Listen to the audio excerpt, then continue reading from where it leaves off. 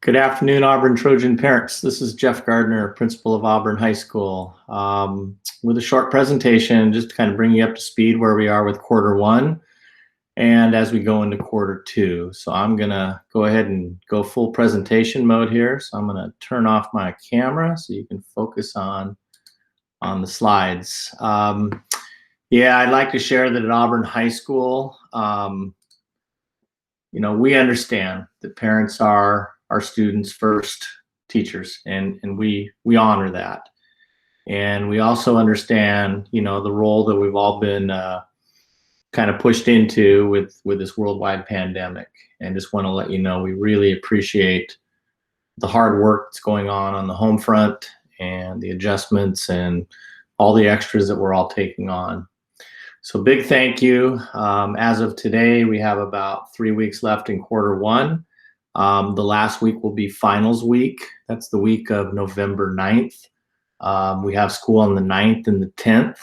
It's a regular schedule.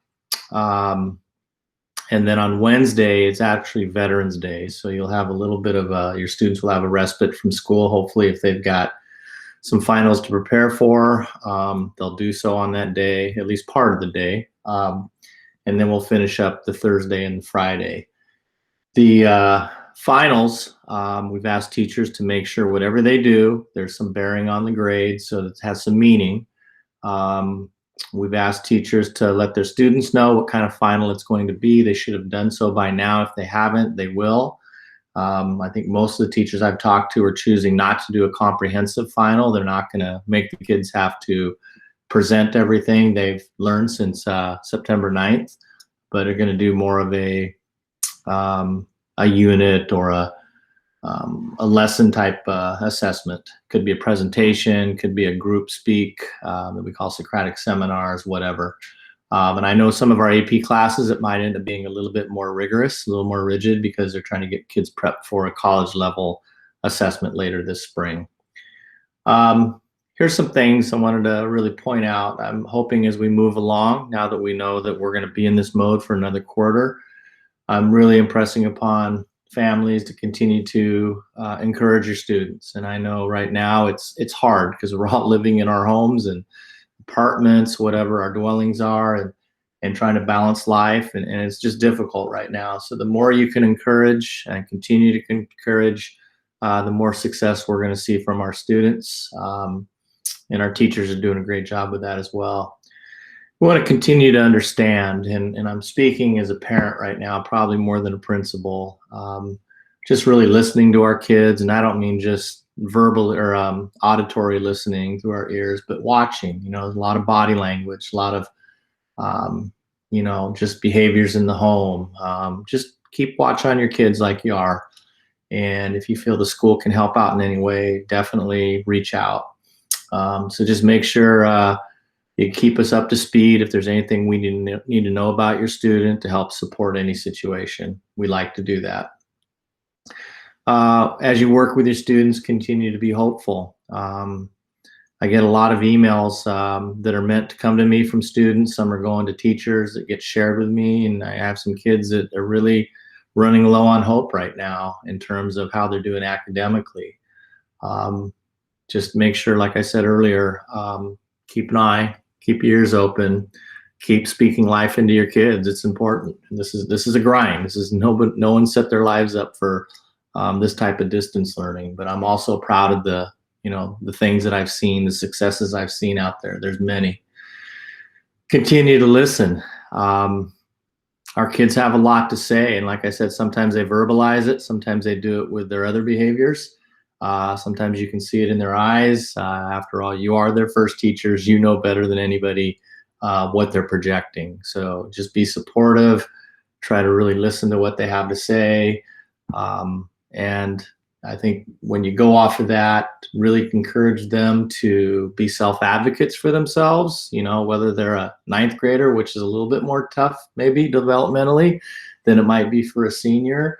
But the more we can have our students speak up for themselves in appropriate ways. I know some students will inform their teacher in a chat message, for instance, can I talk to you after class? They might email their teachers.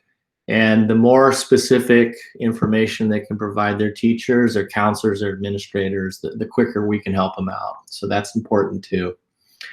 And of course, as parents, sometimes you do need to take on the role as advocate, and we ask you to do that as needed.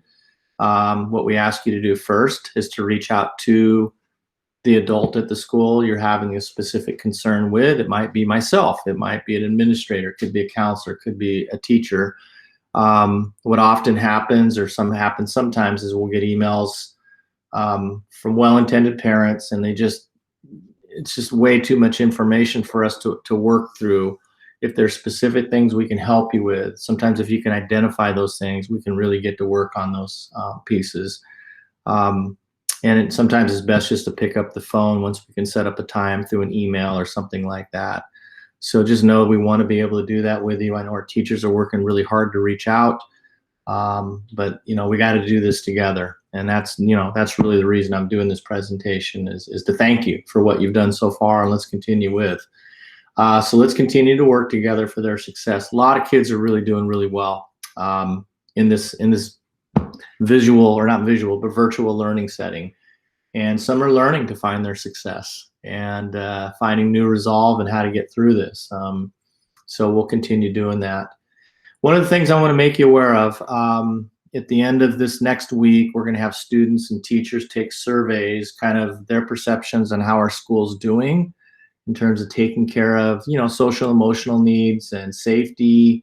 This is something we've been working on at Auburn High School, going on our 3rd year now. And one of the things that we're very proud of is our school, we've taken on a program called Capturing Kids' Hearts, and it's helped create better relationships in our school between teachers and students, and students and students. And the group that brought that particular program to us is called the Flippin' Group. They're out of College Station, Texas. They've been around for about 30 years. They approached us last year about becoming a showcase school, which means we earn national distinction. And basically we said, I think we're about 1 year away from really kind of hitting that with a home run rather than just kind of barely making it. Because when we make that distinction, I want to make sure it's our entire school. And even though we're in distance learning, I think we're poised to make a run at that. And that'd be really wonderful for us to be able to say we're national distinction, not just during a global pandemic, but because of work we've been doing at our school for quite some time. So after the holidays, I'll be pushing out an email to families, and I'm asking parents to take a survey for the Flippin' Group and just give us your honest responses. That's what we need. Next thing would be, hang on here, I got to scroll down.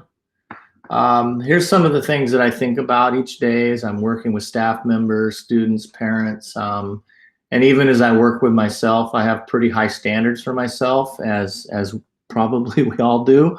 And it's really hard right now. Everything takes longer. Everything can be a little bit more frustrating because it's hard to convey information. So one of the things we talk about is giving ourselves grace, giving each other grace, and then making sure we take time during the week, each day, to really think about things we're grateful for. I try to let people know when I want to show gratitude towards them. It's important that we touch base with our purpose each day. I still get to drive into school every day, and I still get to drive away. I still have some very similar conversations with myself. So I've got 2 points of the day where I can carve out. It's important, I think, for the work that we do. And then, of course, relationships is something that we really capitalize on at Auburn High School. We want to be a welcoming school. We want to be a safe school. And we want all kids and parents to feel included in this journey. Next thing is, I want to let you know, we do realize we do have some families that are struggling right now with whatever. It just doesn't matter. And I think at times we all can have struggles. We have reconfigured our attendance office, and some of the folks that might have regular type of jobs, I guess, during the brick and mortar world. And we've got a team of about 30, led by 2 individuals. And we call this team the Auburn Connection team. In short, we just call it ACT. And what action creates is kind of a team approach. And I want to let you know they've conducted, I'm just estimating, last week I heard it was about 120, 150.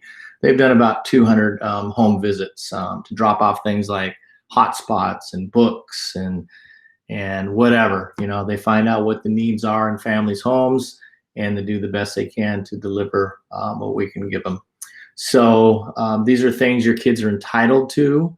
So don't ever feel like it's like a handout. It's what they need. It's what the kids need to be successful. And that's really our whole point here is we really want to foster student engagement in those tough situations by supporting whole families.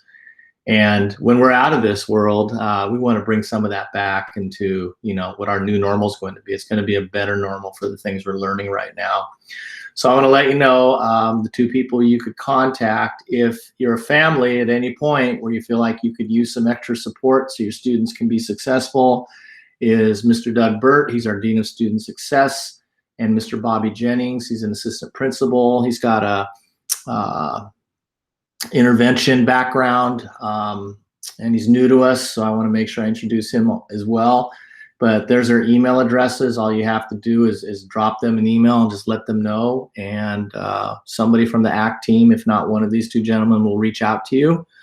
And again, I want to thank you for everything you've done so far. I feel like we've had a successful quarter. We're just getting near the end of the finish line for it, and then we'll start again. You'll also be hearing information here really soon about how we're going to do new material handout for students to be successful second quarter. We got some pictures coming up, school pictures, and again, you'll hear more about that later. So have a great weekend. Thank you for watching this. Thank you for taking the time to watch this. And I hope my presentation finds you in a good place.